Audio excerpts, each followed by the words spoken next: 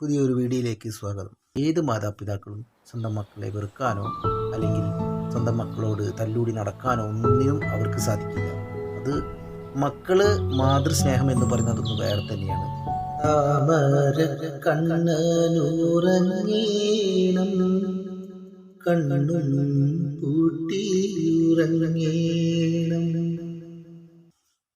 ഞാൻ പറയാൻ പോകുന്ന വിഷയം എല്ലാവരും അറിഞ്ഞിരിക്കുമല്ലോ. തിരുവനന്തപുരത്ത് നടന്നിട്ടുള്ള ഒരു വലിയ ഒരുപാട് പേരുടെ കൊലപാതകത്തിന് ഉത്തരവാദിയായിട്ടുള്ള അഫാൻ എന്ന വ്യക്തിയെക്കുറിച്ച്.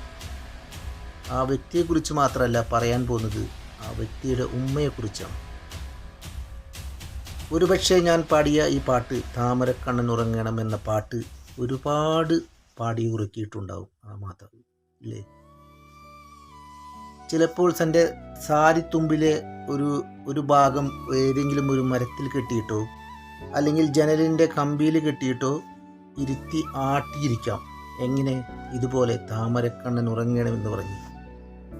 വളർന്നു വലുതായപ്പോൾ ആ ഷാള് കൊണ്ട് തന്നെ, അല്ലെങ്കിൽ അത്തരം ഒരു ഷാൾ ഉപയോഗിച്ചുകൊണ്ട് തന്നെ സ്വന്തം മാതാവിൻ്റെ കഴുത്തിനെ വളരെയധികം ഇറുക്കി പിടിച്ച് കൊല്ലാൻ ശ്രമിക്കുകയും അതിനുശേഷം മരിച്ചിട്ടില്ല എന്ന് ഉറപ്പ് വന്നപ്പോൾ ചുറ്റികെടുത്ത് തലക്കടി സ്വന്തം സഹോദരനെ, അതുപോലെ ഒരു ഭക്ഷണപ്രിയനായിട്ടുള്ള സ്വന്തം സഹോദരനെ ആ ഭക്ഷണം വാങ്ങാൻ പറഞ്ഞയക്കുകയും ആ ഭക്ഷണം കൊടുന്നതിന് ശേഷം ആ ചെറിയ കുട്ടിയെയും കൊന്ന് എങ്ങനെ സാധിച്ചു അഫാനത്?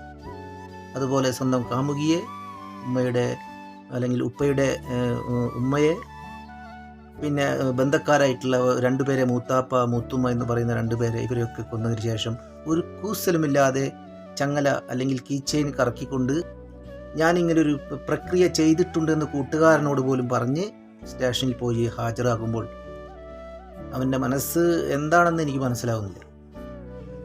എങ്കിലും ഇതിൽ പ്രത്യേകം ശ്രദ്ധിക്കേണ്ട ഒരു കാര്യം, ഇക്കാലത്ത് ഞാൻ ഇതിന് മുൻപ് ഒരു വീഡിയോ ചെയ്തിരുന്നു, ഒരു ഉസ്താദ് പറഞ്ഞൊരു വീഡിയോ. ആ ഉസ്താദ് അതിൽ പറയുന്നത് എന്താണെന്ന് വെച്ചാൽ,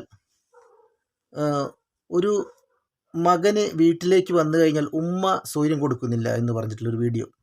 ആ വീഡിയോ ഞാൻ ചെയ്തിട്ടുണ്ടായിരുന്നു. ഉമ്മ സ്വൈര്യം കൊടുക്കുന്നില്ല എന്ന് പറഞ്ഞിട്ടുള്ള ഒരു വീഡിയോ ചെയ്തിരുന്നു. അതേപോലെ തന്നെ അതുപോലെയുള്ളൊരു സന്ദർഭം തന്നെയാണ് ഇനിയും പറയാൻ പോകുന്നത്. പല മാതാപിതാക്കൾ ഇങ്ങനെയാണെങ്കിലും ഒരുവിധം മാതാപിതാക്കൾ തീർച്ചയായും അവരുടെ മക്കൾക്ക് തന്നെയായിരിക്കും സപ്പോർട്ട് ഉണ്ടാവുക. ഒരു ബാങ്ക് കൊള്ളയടിച്ച ഒരു വ്യക്തിയുടെ കഥ നമ്മൾ മുൻപ് കേട്ടിട്ടുണ്ടായി. ബാങ്ക് കൊള്ളയടിച്ച് വീട്ടിൽ കൊണ്ടുവന്നതിന് ശേഷം ഇത്രയധികം പൈസ എവിടെ നിന്നാണ് എന്നുള്ള രൂപത്തിൽ ഉമ്മ ചിന്തിച്ചുകൊണ്ട് തൊട്ടടുത്ത ദിവസം തന്നെ ന്യൂസ് ചാനലിലും പേപ്പറിലുമെല്ലാം വായിക്കാൻ കഴിഞ്ഞു, ഒരു ബാങ്ക് കൊള്ളയടിച്ചിട്ടുണ്ടെന്ന്. അപ്പോൾ ഇത്രയും ഒരു പൈസ തൻ്റെ മകൻ്റെ കയ്യിൽ വരാനുള്ള ഒരു സാധ്യത ഇല്ല എന്ന് മനസ്സിലാക്കിക്കൊണ്ട് ഒരു സംശയത്തിൻ്റെ പേരിൽ സ്വന്തം ഉമ്മ തന്നെ പോലീസ് സ്റ്റേഷൻ വിവരം അറിയിക്കുകയും പോലീസ് വന്ന് അവരെ ക്വസ്റ്റ്യൻ ചെയ്തതിന് ശേഷം ഈ പയ്യനെ പിടിക്കുകയൊക്കെ ഉണ്ടായി. അതാണോ മാതൃസ്നേഹം എന്നുള്ളത് എനിക്കറിയില്ല. പക്ഷേ ഈ മാതാവ് പറഞ്ഞതെന്താ? ഇത്രയും ക്രൂരകൃത്യങ്ങൾ ചെയ്തിട്ട് പോലും ഈ മാതാവ് എന്ത് ചെയ്തു എന്നുള്ളതാണ് നമ്മൾ ചിന്തിക്കേണ്ട വിഷയം. ബോധം ഉണർന്നതിന് ശേഷം ഈ മാതാവ് ചെയ്ത കാര്യം എന്താ? തൻ്റെ മകൻ ഞാൻ കാരണം, അതും നമ്മൾ ശ്രദ്ധിക്കണം, ഒരു പ്രാവശ്യം ഷാള് മുറുക്കി കൊല്ലാൻ ശ്രമിച്ചു. പിന്നീട് മരണപ്പെട്ടിട്ടില്ല എന്ന് ഉറപ്പ് വന്നപ്പോൾ ചുറ്റിക കൊണ്ട് തലക്കടിച്ച്. എന്നിട്ടും ആ മാതാവ് ആ മകന് വേണ്ടി ഞാൻ കാരണം എൻ്റെ മകൻ വിഷമിക്കരുത്, എൻ്റെ മകന് ഞാൻ കാരണം ഒരു ബുദ്ധിമുട്ടുണ്ടാകരുത് എന്ന് പറയുന്നതാണ് യഥാർത്ഥ മാതാവ് എന്നാണ് ഞാൻ പറയുന്നത്. കാരണം അപ്പോഴും ആ മാതൃസ്നേഹത്തിൻ്റെ ഒരു സംഭവം അവിടെ വരുന്നത് കണ്ടോ നിങ്ങൾ? ഒരിക്കലും ഒരു അമ്മയ്ക്കും ഒരു മക്കളെ ഒറ്റിക്കൊടുക്കാനാവില്ല.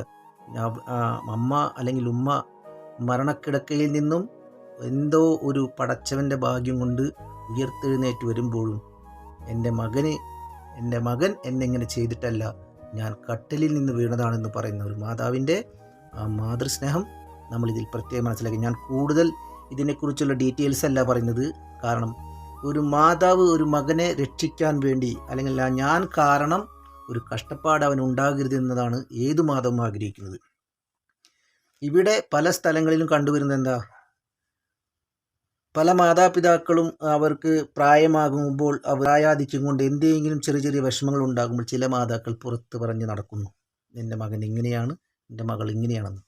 അതിനെ സപ്പോർട്ട് ചെയ്യാനായിട്ട് ചിലപ്പോൾ വീടിൻ്റെ അടുത്തുള്ളവരോ മറ്റോ ഈ വീട്ടിലെ വിശേഷങ്ങൾ അറിയാതെ തന്നെ ഇവരെ കുറ്റപ്പെടുത്തുന്നവരുമുണ്ട്.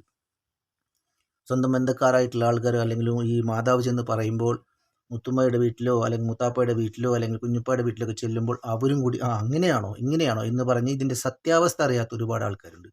അവരും കൂടി ഇത് മനസ്സിലാക്കണം. കാരണം എല്ലാത്തിനും ഒരു സത്യമുണ്ട്. ഒരിക്കലും ഒരു മാതാവും ഒരു മക്കളെയും ഒരു തരത്തിലും കുറ്റം പറയാൻ സമ്മതിക്കില്ല. ഇനിയിപ്പോൾ അഥവാ വല്ല വീട്ടിലും മാതാപിതാക്കളും മക്കളെപ്പറ്റി കുറ്റം പറഞ്ഞ് നടക്കുന്നുണ്ടെങ്കിൽ സ്വമേധയാ അവരുടെ ബുദ്ധിക്ക് പറഞ്ഞു നടക്കുന്നതല്ല എന്നുള്ള കാര്യം നിങ്ങൾ മനസ്സിലാക്കണം. കാരണം പ്രായാധിക്യം കൊണ്ട് അവരെന്തെങ്കിലും വിഷമങ്ങൾ പറഞ്ഞാൽ തന്നെ അതിനെ കുത്തിപ്പോക്കി പറഞ്ഞു കൊടുക്കാൻ അടുത്തുള്ളവരോ സ്വന്തക്കാരോ കുഞ്ഞുപ്പാരോ മൂത്തുമാരോ അല്ലെങ്കിൽ ആരെങ്കിലുമൊക്കെ ഉണ്ടാകും അതിൻ്റെ പിന്നിൽ. അവരായിരിക്കും അവരെ മോട്ടിവേഷൻ ചെയ്യുന്നത്. അല്ലാതെ സ്വമേധയാ ഇവരുടേതായിട്ടുള്ള ഒരു അഭിപ്രായത്തിന്മേൽ ഏത് മാതാപിതാക്കളും സ്വന്തം മക്കളെ വെറുക്കാനോ അല്ലെങ്കിൽ സ്വന്തം മക്കളോട് തല്ലൂടി നടക്കാനോ ഒന്നിനും അവർക്ക് സാധിക്കില്ല. അത് മക്കള് മാതൃസ്നേഹം എന്ന് പറയുന്നത് അതൊന്ന് വേറെ തന്നെയാണ്.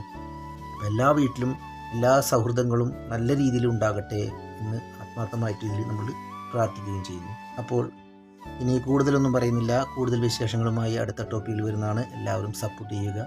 Joke family. Okay, thank you.